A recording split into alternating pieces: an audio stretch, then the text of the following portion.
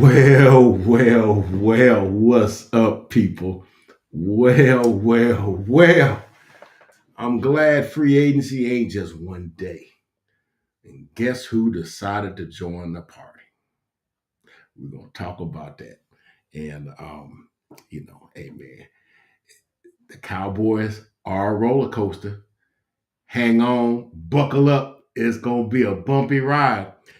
For all of y'all that was about to jump off the ledge yesterday, I'm me and one of them. Cowboys rounded that thing off, and we just better buckle up and hang on tight. So we're going to talk about day two of free agency, and somebody decided to show up, and we're going to talk about those moves, the dollar value of those moves that I think need to be made. Are the Cowboys finished?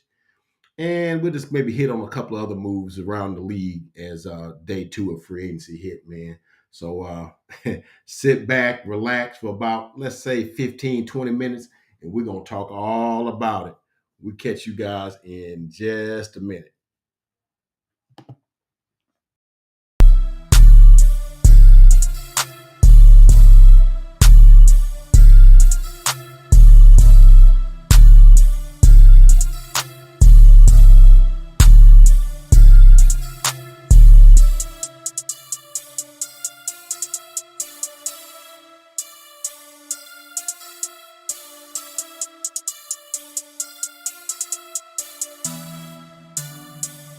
Two times on the beat, bitch. Well. What's going on, good people? It's your boy, Uncle Fred, back in the house, back in the saddle. One more again.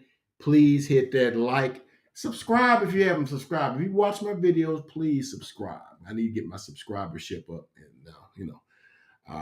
we want to, try to grow our brand. If you want to call that, grow our footprint or whatever in this cowboy talk space or whatever. So I'm trying to do that, and we're trying to, give you guys some good info, some good content, some, maybe a couple of funny axioms every now and then, and we try to give you that.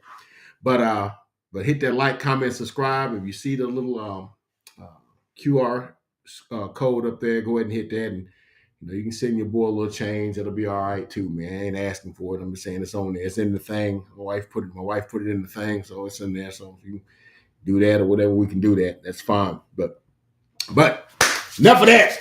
I'm like Birdman. I'm rubbing my hands together, man. Rubbing my hands together. Well, all I can say is well. Look at, how like you have a party and maybe a certain individual don't show up at the party when it's said party started at 7, they show at about 9 o'clock. Party like 2/3 of the way over. Here they come into the party, with an outstanding outfit. If it's a lady, got that long evening gown, or it's got that nice suit on. He come in fashionably late with that. That's the Cowboys. Okay. Cowboys, free agency started on like Monday, but hey, better late than never. Cowboys showed up day two with a bang. Showed up at 9:30, dressed to kill. So, first thing started off today. Donovan Wilson got signed, and go back to here. Yeah, Donovan Wilson gets signed. Signed to a 3-year, $24 million contract to stay in Dallas. And I think about 15 of that is guaranteed.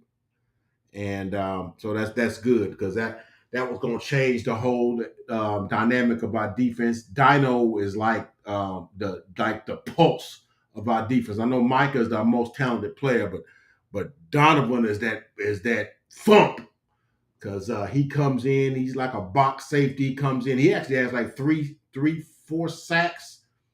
Has 3 intentional grounding penalties, but really should be counted as sacks. And I think he's our leading tackler with 120 some odd tackles.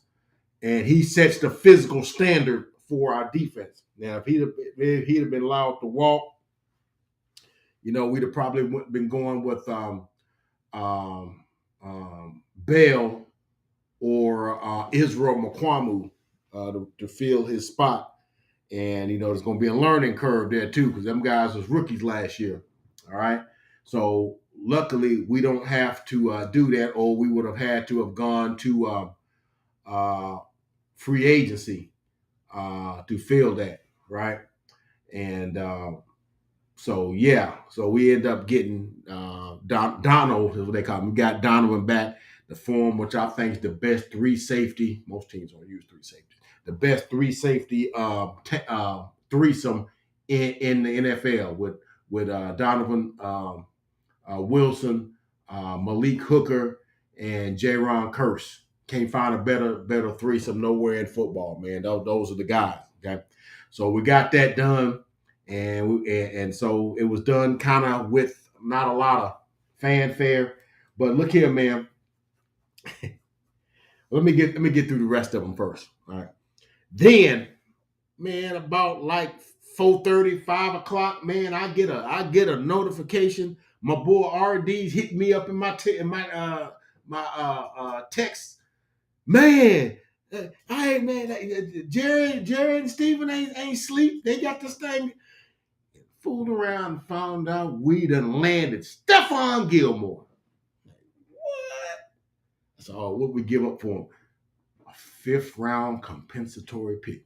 I mean, I like, you mean one of the picks we just got last week from losing Cedric Wilson, Connor Williams, and Lyle Collins? You mean the 3 picks we got from them 3 dudes? He said, yeah, one of them 3. And so it ended up being the lowest of the 3 of the 5th round picks, which is pick number 176. So we packaged a 5th round, 176 pick in this year's draft to the Indianapolis Colts for one Stephon Gilmore, 31 years old, former defensive player of the year, drafted by Buffalo, went to New England, won defensive player of the year in 2019, has played in Carolina, and this past year played in Indianapolis. Okay. Very seasoned veteran. He's a little older, but he's very technically sound. Look, you're not gonna beat Stephon on no bull crap. He's gonna, he is probably one of the most technically savvy corners in the league. Not saying he's the best corner, but he's a guy that if you pair him with Trayvon Diggs, you got probably, if not the first, the second. Because I think Xavier Howard and Jalen Ramsey is probably going to make an argument for to be the number 1. And I hear that the Eagles signed back James Bradbury. So if they get Darius Slay back, they'll be figuring in there. But you can't sleep on Diggs and Gilmore. You can't sleep on that. And so for a 5th round pick, so for once, we didn't get took in a trade. Usually we get took on trades. We did the taking. But look, man, I think it was not a taking. I think what it was is I think the Indianapolis Colts was wanting to, his contract is expiring. I think he makes like $7.9 million, which, I mean, that's a negligible amount of money. And, we'll see what happens. It may just be a 1-year rental. If he do good, we'll figure out a way to keep him if he does. But what I'm looking at is, man, I'm looking at the mentor factor. See, those are the things. I'm looking at second level benefits. I'm not looking at the play he makes on the field. I'm looking at the influence and the effect he'll have on a young, impressionable corner like a Trayvon Diggs.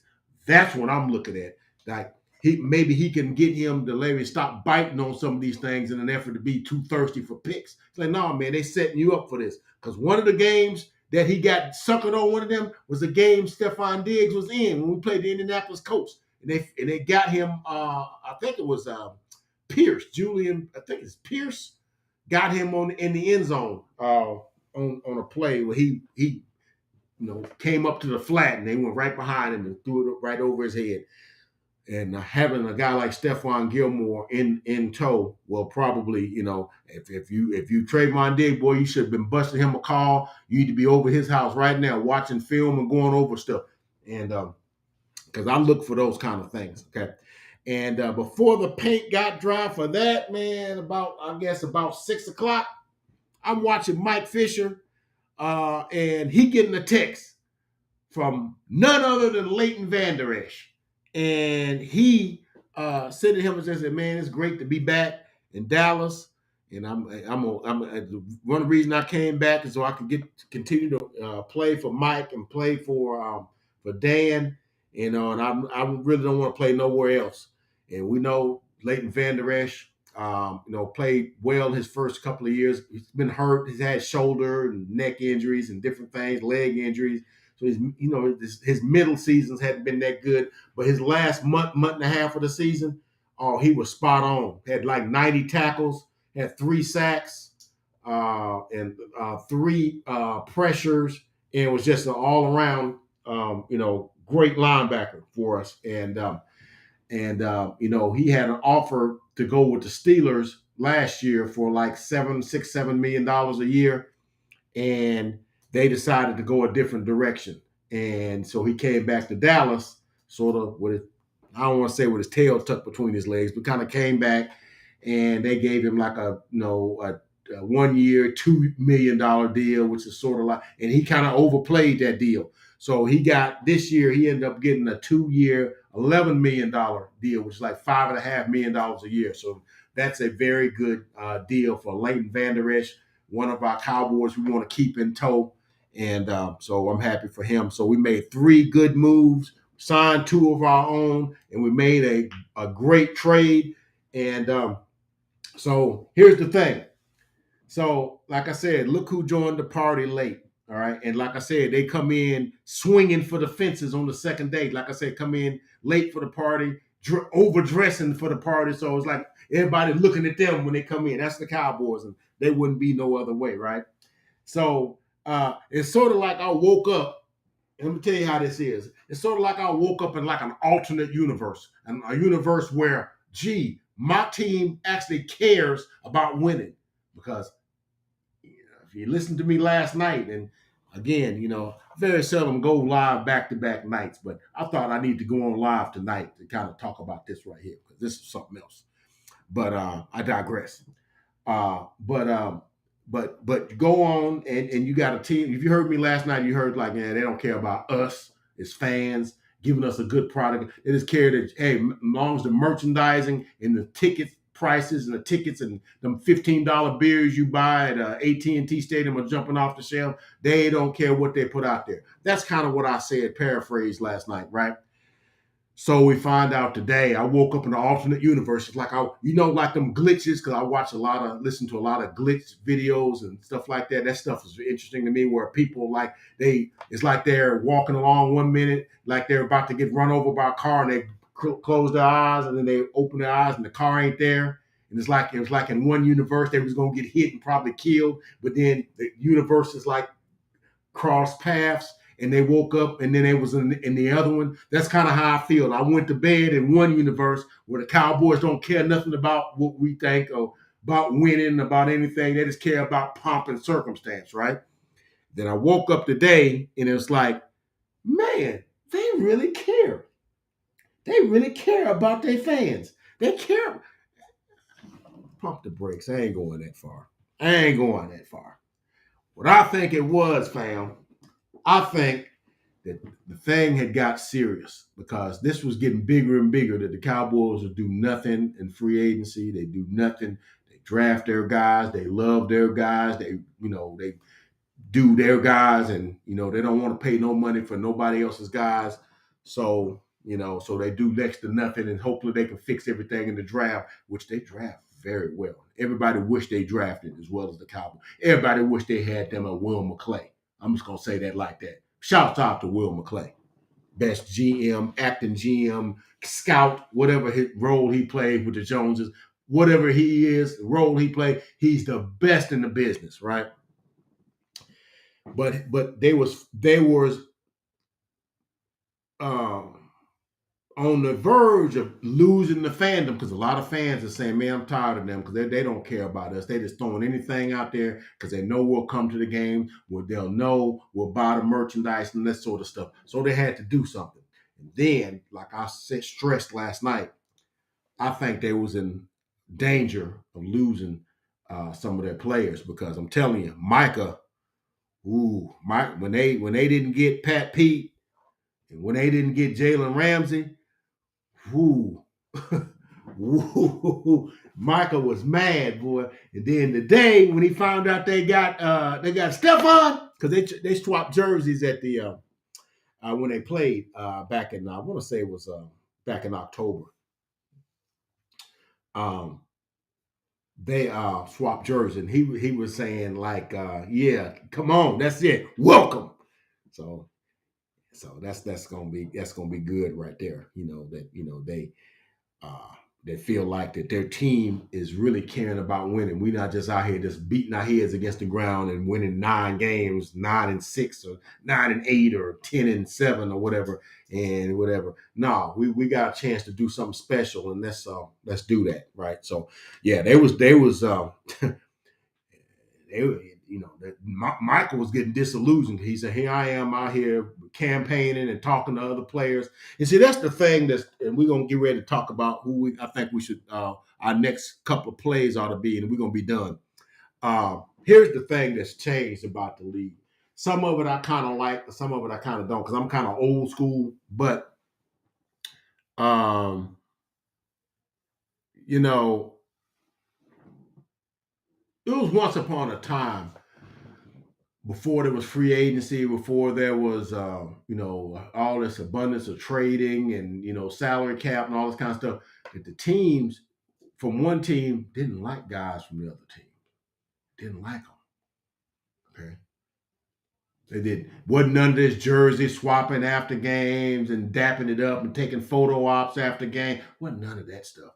I can't stand. Mean Joe Green didn't like Harvey Martin, the Cowboys and Steelers, what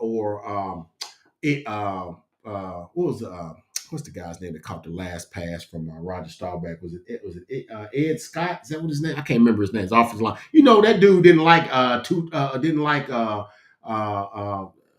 LC Greenwood and none of them guys, and Randy White. He didn't like Frank O'Hare. They hated them guys. Okay. Now, since we got free agency and guys can switch teams like they want, it's like that in all sports now. Kurt Flood started that in baseball, and of course in football, it started with I want to say like around like 90, 91 when Reggie White, kind of one of the first free agent moves. He moved from the Eagles and went to Green Bay when nobody was going to Green Bay. Actually, ain't nobody going to Green Bay now. But then as players start to move and things like that, and people weren't uh, destined to stay on one team their whole careers. Now they started recruiting guys. Hey man, when your contract up, come see your boy. So guys became like partners, and guys went into business together. They became friends, and that's what. And as an old head, I kind of like, no man, I don't want my guys liking the Eagles. I don't like the Trayvon Diggs loves Devontae Smith, but they boys, you know. They boys. Him and Jalen, all them and Jalen Hurts, because they was on Alabama together. They boys, right? And no, I want y'all to hate the Eagles. But see, with this new climate, it ain't like that, because at some point they may have to play. They may play with you. So it's good to lay that groundwork down. So that's kind of a byproduct of today's NFL. There's some basketball too. Everybody's friends. I like the Warriors and the Sixers. Those are my teams. And when I see Steph hugging LeBron, I'm pissed off. Like, no, we trying to beat them. We ain't trying to love on them. But it's a different thing now. It's different. It's wholly different. So anyway, so that went on. But I got a question though. I got a question. Did we even know that Stephon Diggs was even on the horizon? Stephon Gilmore. Stephon, because Stephon, there's Trayvon's brother. Stephon plays for Buffalo. Whatever. So that's kind of interesting. His guy that plays on the other side got the same name as his brother. That's kid. That's interesting. He actually is playing with Stephon, but it's not Stephon Diggs. It's Stephon Gilmore. So, anywho, I forgot my train of thought. But anyway, did you even hear that it was even thinking about Stephon Gilmore? No, none of the pundits. James Slater didn't say nothing about it. Michael, God, I can't think of his last name. Is it Gilden? Mike Fisher? None of them dudes said it. It was Mike Lombardi that said, hey, I think the Cowboys are about to sign a veteran corner. And that was like today, like a little bit before they did it.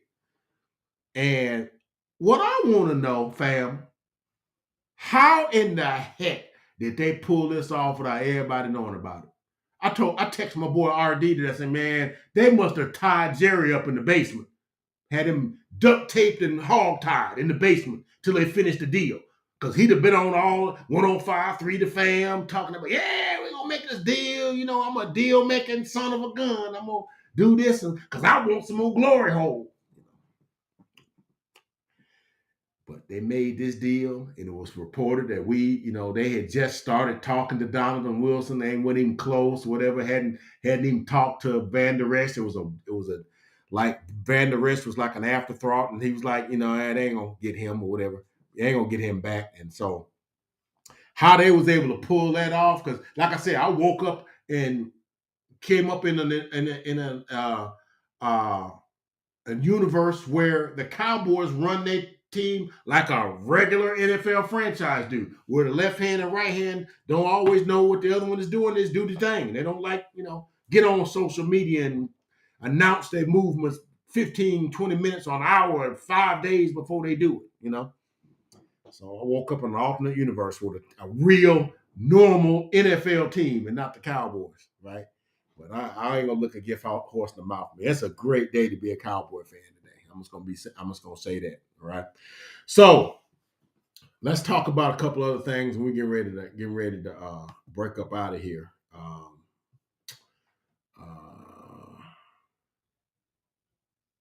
Let's see here. Here's the thing: the signings I think need to happen.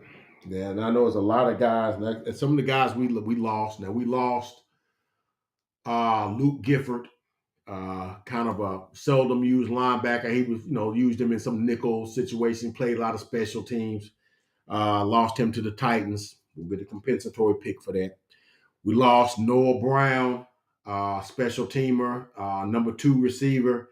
Look, man, I know we give Noah Brown a lot of guff, but Noah Brown pretty much maxed out his efforts against the Cowboys. And I'm going to give Noah Brown a salute because I think he pretty much played as well as he could play for us. He's a guy that had caught like 15 passes in his whole like 5-year career since he'd been here at Dallas. And he caught like 43 catches this year and caught like 3-4 touchdowns. He caught some big catches for us. That Cincinnati game, he won that game for us. So ain't nobody mad at Noah Brown. You can't be mad at folks for not doing no better than what they doing. He did what he could do. And I fought the front office for putting him in that kind of position where he's a number 2 receiver. He ain't nobody's number 2 receiver, but Noah Brown gave it everything he had, man. So shouts out to Noah Brown, man. Appreciate everything you did for us on special teams and playing your heart out for us on as a wide receiver, playing way beyond your talent level, man. And we give you all the all for that, man. So we're gonna miss you, man, but we're gonna replace you. But I appreciate everything Noah Brown gave us. And he'll be playing for the Texans this year. We'll get a compensatory pick for him too. All right. So we're not probably gonna offer a tender to Dalton Schultz. He's then kind of figured that out. We're gonna go with Peyton Hendershot and Jake Ferguson is that, and we need to go and draft Darnell Washington on Georgia in the second round if we can get him right. But let me tell you, so before I get into who we should move to next, let me tell you what this does. Selecting Stephon Gilmore and also keeping um, Donovan Wilson and Leighton Vander Esch means we don't have to go searching for those position groups in the draft. We can just draft BAA or BPA, best player available or best available athlete. Okay, we could do that. All right. We don't have to draft Banks, Deontay Banks in the first round now. We got Stephon Gilmore, and we got a lot of young corners and defensive backs behind him, right? We don't have to draft him. We can get one like in the second or third day, second day or whatever of draft, and a guy that we don't have to get to start now. If he can start, fine, that's gravy. And we don't have to go looking for a linebacker or a safety, in free agency. We kept our own and kept them at reasonable prices. So that's the thing about that. We don't have to get a cornerback. So next, we look at now what I think we should do. Okay. Now here's what the word. Now, first of all, I'm getting ahead of myself. Amongst our uh, Cowboys on the team that need to be signed, the first dude I think they need to sign is Jonathan Hankins. And then I think we need to draft us a one technique uh, big in the middle guy. And like I said, that Asuka guy, I can't remember how to pronounce his name now, from Baylor, would be a guy, if he's available in the second or third round, I would pick that guy if he's available. But yeah, get Jonathan Hankins. See if you can get him on like a 1 year, $3 million deal or something like that. He played on like $2 million last year. But when he was there, that run defense short up, especially when they got Leighton Vander Esch. See, Leighton Vander Esch, one of his weaknesses is he don't shed blocks of the offensive lineman, defensive offensive lineman that well. So you get a guy like a Hankins, and he eats those blocks up. So Leighton could just go hunt the ball carrier. But see, if usually our interior linemen get shredded just like that, and they get discarded, and then you get your 315, 20-pound offensive lineman on a 250-pound linebacker, and he's going to get moved, and guys going to get 8, 9, 10, 15-yard runs, right? But if you got a big boy like Hankins up in there, and you got Quentin Bohanna up in there, and supposedly Neville Gallimore up in there, and Carlos Watkins, them big boys up in there, they're supposed to hold that line stout where that guy can't get to the second level. And then Leighton and Micah and Jabril and Damone Clark and all them guys can go hunt the ball carrier, right? So getting Hankins back 360 pounds, all 360 pounds of him, is going to anchor that middle. Because our run defense, did you see how well we played in that playoff game against the 49ers? Now, I know we gave them some plays late because our offense couldn't score and our defense got worn down some. But them first three quarters, we were stalemating them. And that's one of the best running offenses in the league. That's Kyle Shanahan, right? So sign Jonathan Hankins back, and either Jordan Lewis or Anthony Brown, preferably Jordan Lewis, because Jordan Lewis I thought was a pretty good slot corner for us. He had that Liz Frank injury, and of course now Anthony Brown had an Achilles tear. And Achilles is like one of the worst injuries to have as an athlete. So I don't know about signing him back, but those are the guys I would try to sign from inside. I would let Anthony Barr go, and we'll work on some stuff with some other guys. Now, here's some guys I think we need to get. Now, word has it that the Denver Broncos is want to unload one of their three young receivers. I think they drafted KJ McCourtland Sutton in like 18, and they drafted Jerry Jeudy in 20, and KJ Hamler in 20, right? So let's look at them here. So Jerry Jeudy. So what it is that the Denver Broncos know they're gonna have to pay them guys, and they don't want to have to pay two dudes $15-20 million a year. So it's like, no, we can't keep them all. So if I have my pick, I'm a roll tide guy, so I'm gonna go with Jerry Jeudy, right? That's who I would go. I would go with Jerry Jeudy. I think he's 23 years old. He's 6'1", 193 pounds. This past year, he in the combine he ran 4.45. This past year he caught 67 passes for 972 yards and 6 touchdowns in 2021. He only played 10 games, caught 38 passes for 467 and 3 touchdowns. His rookie year, he, he played 16 games. He caught 52 for 856, 157 catches, 2,295 yards, and 9 touchdowns. He is a great route runner because I watched him many years at Alabama. He and Devontae Smith and Henry Ruggs were spectacular together. Man, you couldn't stop us when they had Tua, and they were spectacular together. One year he had in Alabama he had 68 for 1315, which is 19 a catch, 14 touchdowns. The next year he caught 77 for 1163 and 10 touchdowns. Ridiculous, man, when he was at Alabama, and he's a great route runner. And I think he would work well opposite of CD Lamb. Okay. Not great speed, but good speed, right? So that's a guy, if I had my brothers, I would go with Jerry Jeudy. All right. That's who I would go with first. Now, the other guy that you would look at is a dude named Cortland Sutton. They drafted Cortland Sutton in the he went to SMU, which that might mean the Cowboys may lean to him because they probably saw his college tape a lot more than he saw Alabama, because that's SMU is right there in Fort Worth, right? It's right there at Dallas, right? At SMU, his second year there, he had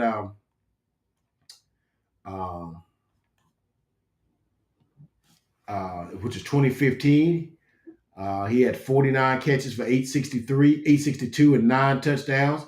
His junior year, he caught 75 for 1246 and 10 touchdowns. In his senior year, he caught 68 for 1,085 and 12 touchdowns. Career, he got 195 at his career at SMU, 195 catches for 3,220 yards and 31 touchdowns. I'm probably our SMU records, because back in the day they really weren't a throwing team. At Denver, he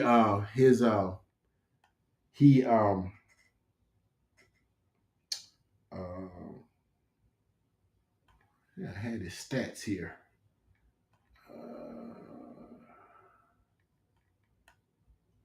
Here we go. He got drafted in 2018, and he had 42 catches for 704 that year and 4 touchdowns. 2019 he had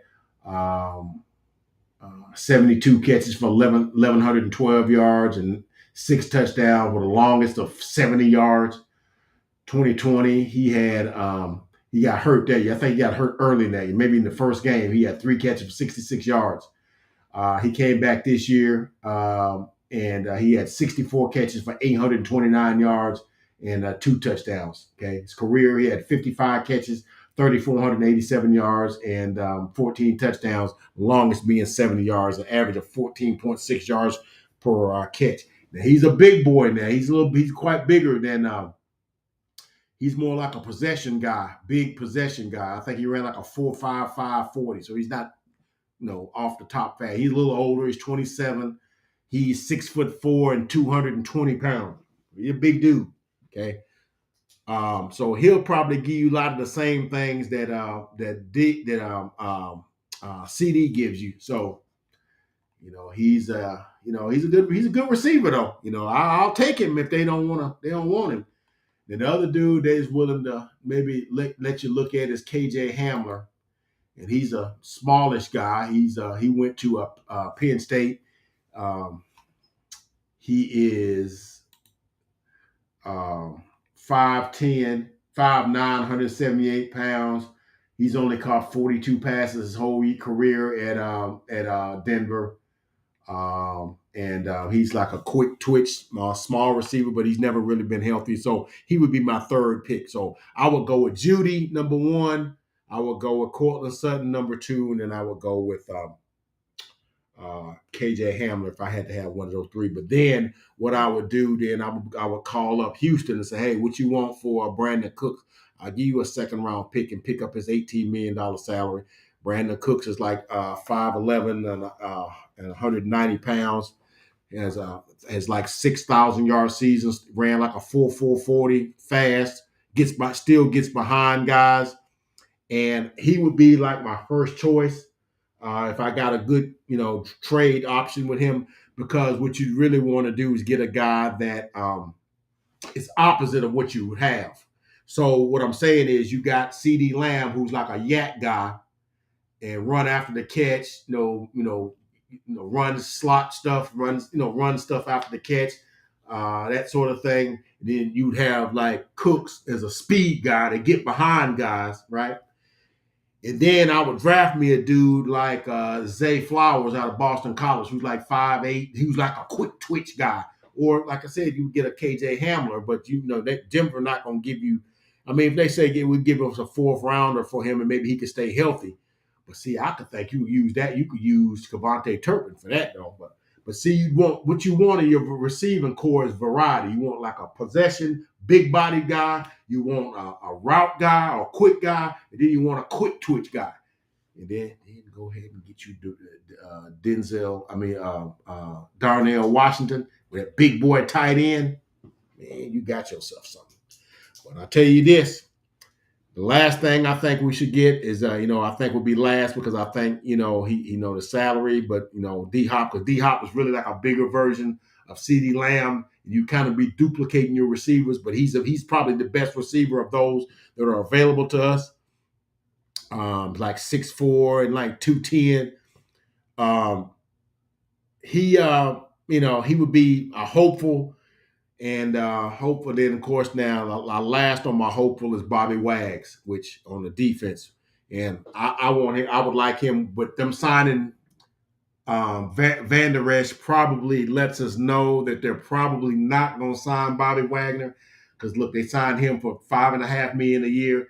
I mean, if they could get Bobby Wags to sign for like $8 million a year, like a 2-year, like $20 million contract, something like that, or 2-year, $19 million contract or something like that, and give like maybe 12, 13 of it guaranteed or whatever, and an option for a third year, which would bring his salary cap hit down, something like that, and kind of get over to him what we're building in Dallas, with Micah and stuff, and see what I like when I talk about that mentoring thing, like I was talking about Stephon Gilmore with Trayvon Diggs. I would hope the same thing would happen with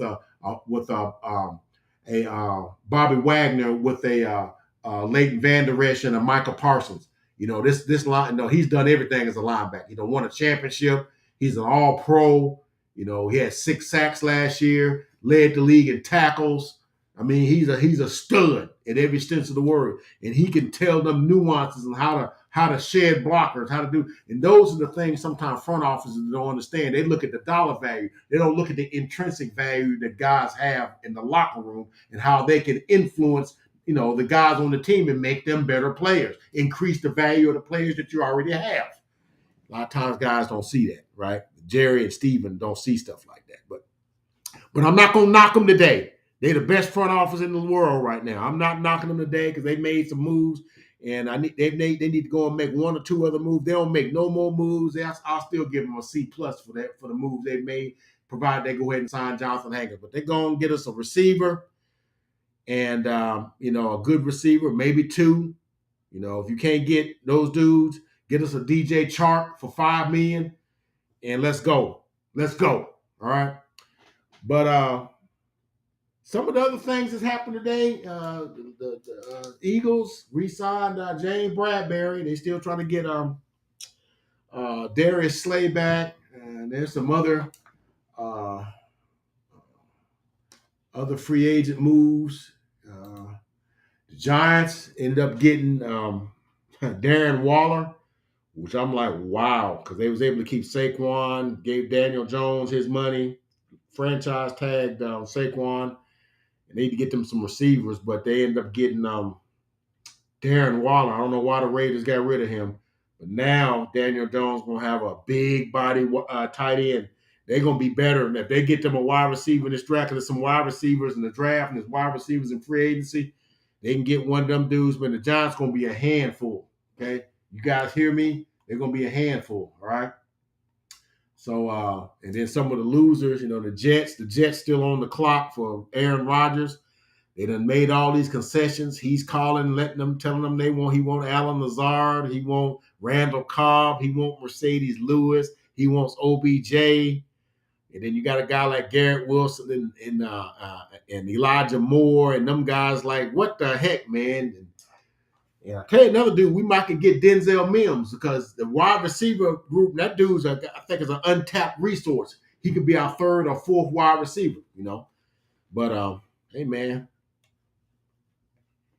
free agency is still going on, man. So I'm glad the Cowboys decided to participate, right? But anyway, that's all I got, man. It's a great day to be a Cowboy. Please hit that like, comment, subscribe. Hit that daggum QR code, if you will. Come a part of the Uncle Fred Sports Experience. I will guarantee you will not be disappointed. And we'll talk to you. Maybe I'll be back tomorrow. I'll never think I've ever did videos on 3 days in a row. Never done it. But never say never when the Cowboys are involved. But we'll talk at you later. God bless.